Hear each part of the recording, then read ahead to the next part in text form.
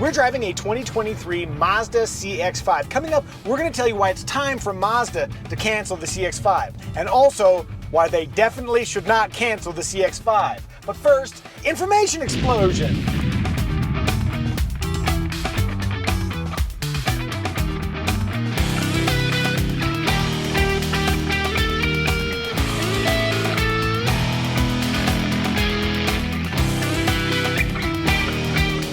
The Mazda CX-5 is a compact SUV. It was originally introduced for the second generation in 2017, and then they gave it a bit of a mid-cycle update for 2022. For 2023, it is unchanged. Let's begin with interior. The details in this interior are giving it a really luxe feel. When you touch around, a lot of the materials are indeed soft. It's not that hard, displeasing plastic that occupies cheap vehicles. And also, I think just the color of the seats gives it a really nice pop. That does distract the eye from this shiny black plastic that's covered in dust and scratches. I really like the storage. There are room for large cups in the door or back here that won't block the front controls. This is... Sorry about my Kleenex. Ew. There's a nook where you can disgust your partner. And then in here, the center console storage is small but deep. And I do like that they have thoughtfully created little channels here so your cable connecting your phone can go into the cup holders where a cup might go. You know, as I'm doing that, I think maybe having a USB outlet over here where your phone goes might be a little bit more logical. Behind my preferred front seat position, knee clearance is just adequate. If I was a taller dude, I'm 5'10" with a long torso, that might be a little bit of a challenge, but headroom is good. The rear seats do have 2-position recline. There's pretty good foot space as well. That middle position, definitely child size, so bring your own child. We certainly did. How are you finding the comfort of the front seats? They are very comfortable, but they are also a little bit firm. So if that's your version of comfortable, these will be good for you. Sometimes in Mazdas, there's a constriction in the shoulder area that I actually find pleasing because it holds me in place when I'm driving stupidly, and we don't really have that here.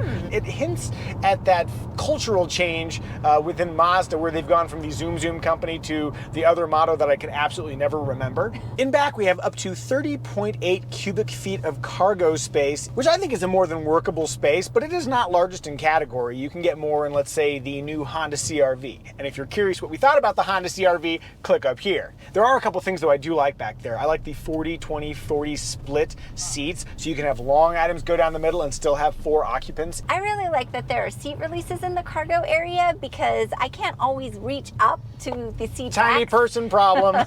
One element in the cargo area that confused me is the load floor. So it's got an upper and a lower position, but the 2 different positions are so close to each other as to almost negate the purpose. Do the top one or do the bottom one. We don't need to do both. Oh, and this particular trim, the Carbon Edition, should have a power hatch, but it doesn't, and I think that is a supply chain limitation. Kiddo, how is it getting in and out of the Mazda CX-5?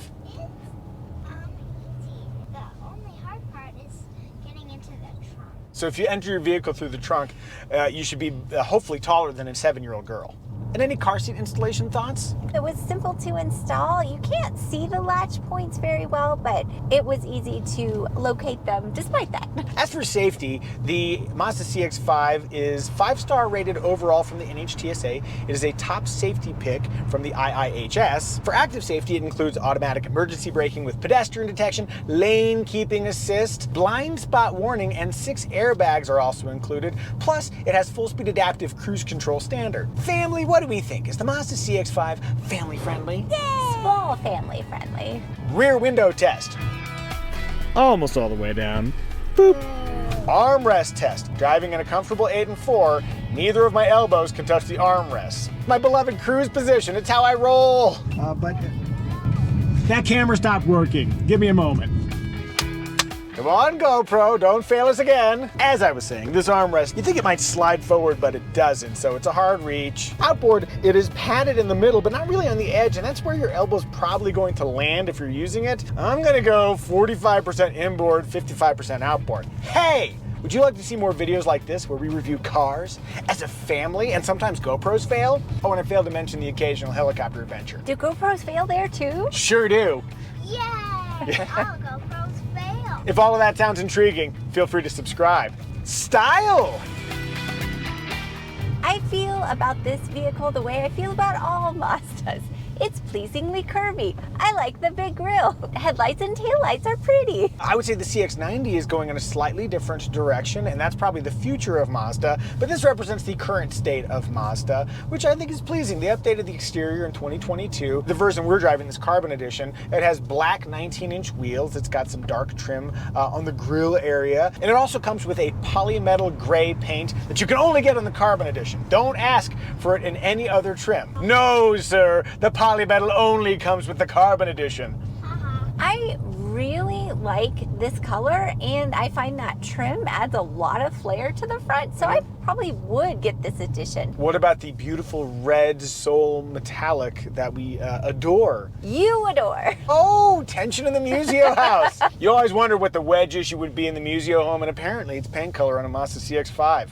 What do you guys think? Do you like the style of the Mazda CX-5? If so, if no, tell us in the comments. Also, do you like my shirt? If you do, it's made by Blipshift. They create limited run automotive apparel, and I've been wearing them for years. If you'd like limited run automotive apparel and you want to support the channel, there's a link in the description below. If you use the promo code Micah at checkout, new buyers will save 20% from Blipshift.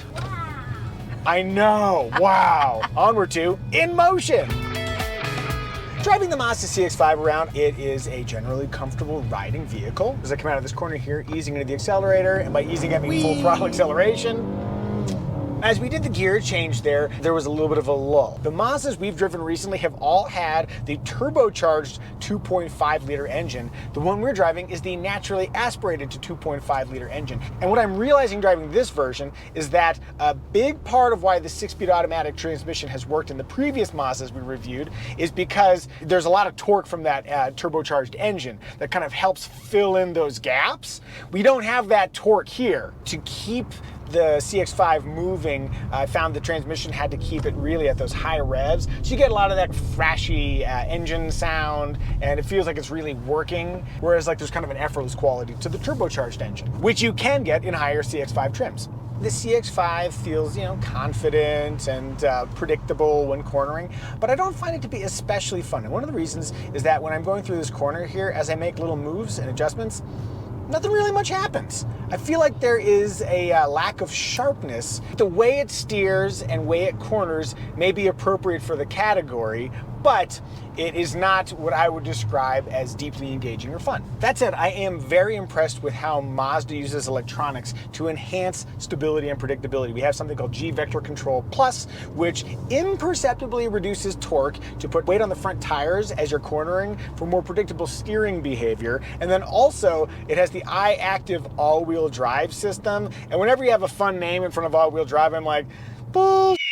Okay, this is just like marketing crap, but they actually take a ton of data to figure out what the all-wheel drive system should do. Are the windshield wipers active? How much torque is it taking to steer the front tires, which is an indicator perhaps of a slippery or icy condition? They take all of that information together and they do all sorts of stuff with the all-wheel drive engagement between the front and rear tires. Simple things too, like when we're steering here, they'll reduce how coupled the front and rear tires are together to aid rotation. It's great because you have no idea any of that stuff's happening, but if you really dig into some of the technology, it's actually really cool. It takes a lot of work to make a vehicle that just kind of goes around a corner. If you have a time where you don't successfully go around a corner, then every time you do becomes a little more exciting. Have you crashed a car and you didn't tell me about it? That's what it sounds like. The Bronco. Oh, that one. The Bronco was fine. She didn't crash anything. Yeah. It was okay, but okay, now I know what you're talking about. Yeah, safely getting around the corner, even in slippery conditions, sounds super exciting to me. Well, if recalling the time you didn't make it around a corner wasn't horrifying enough, let's get you in the driver's seat. Evie's driving. Okay, you got a corner here, going through at a ripping 18 miles per hour. Woo! Tell me, how does it feel steering the CX-5? I don't like the steering. Really? Go on. There's a lot of play on center, which is not my favorite kind of steering. Like, I feel like I have to turn it a lot before the car actually starts turning. So for your taste, you wish you had like maybe snappier reactions from the steering? I do. And what about power? Do you feel like you can get up to speed when you need to? Let's see. Whee! It definitely gets louder before it gets faster. So not especially zippy. Adequate? Adequate. And what about visibility? The windows are small, but I do feel like I have adequate visibility. Overall, are you comfortable driving the CX-5? I am. It's just right size for me. All right, sweetie's comfortable. I'm getting back to the driver's seat. Well, we survived Evie Drive, and overall, I think people who buy a CX-5 will be pleased with how it drives. Moving forward to emotion factor.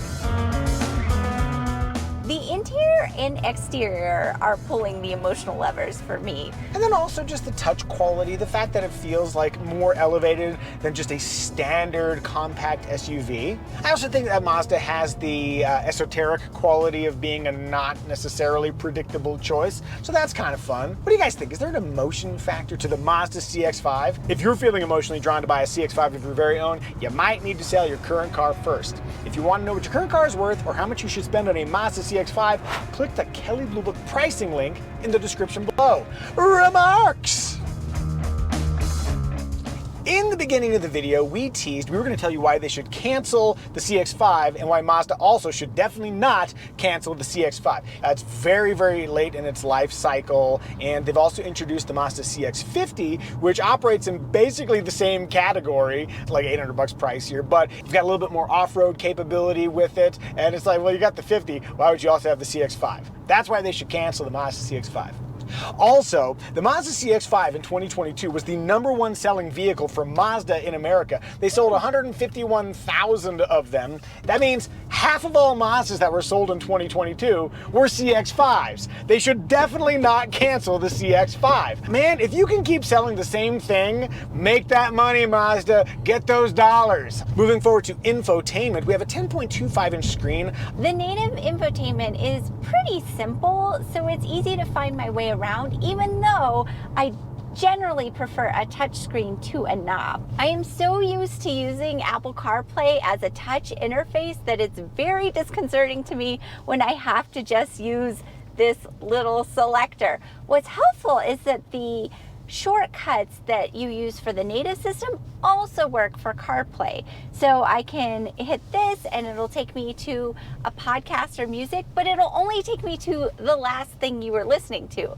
So if you were listening to a podcast and you want to listen to music, scroll, scroll, scroll. Mazda has decided to let you touch the screen in the CX-50 when using Apple CarPlay or Android Auto. I think that is a superior solution, and I really hope Mazda incorporates that in the future into the CX-5. So you can't touch the screen, but you know what you can touch? Flying eyes sunglasses. Watch as I manipulate the temples, how bendy they are. Oh my goodness. If you're curious why we wear these in the helicopter and in our day-to-day life, why they're so durable and lightweight, click the link in the description below. And if you decide that you are ready for that kind of aviation-grade eyewear, use the promo code Micah to save 10% on flying eyes. And now the most important moment of all, the Muzio family smell test. Kiddo back there doesn't like new car smell, and we think other people might agree with her. I'm wondering, child, how do you find the smell of the Mazda CX-5? Is it good, bad, or just okay?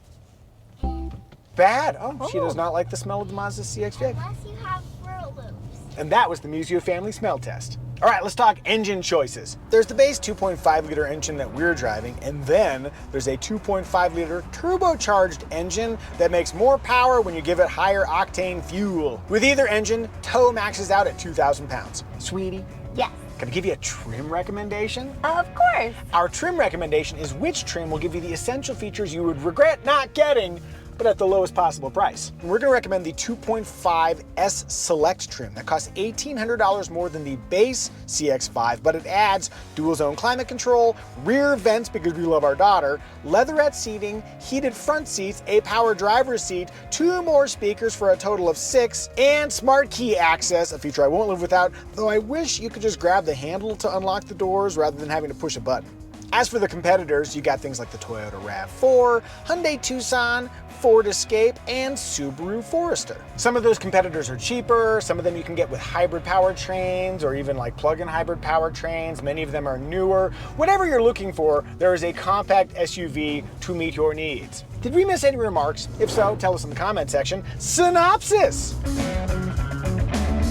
In thinking about the essence of the Mazda CX-5, it's getting older, but its popularity should sustain another couple of years. To me, it is the Micah Muzio of compact SUVs. Thanks for watching, everybody. Family, I think we've done a good job reviewing the Mazda CX-5. May I have a 5 and a 5 and you. Come get your high five. Bam! Hey, what are you doing that's smart? Eating goldfish. It's very smart to eat goldfish. Save it for the sponsors, kiddo. Save it for the sponsors.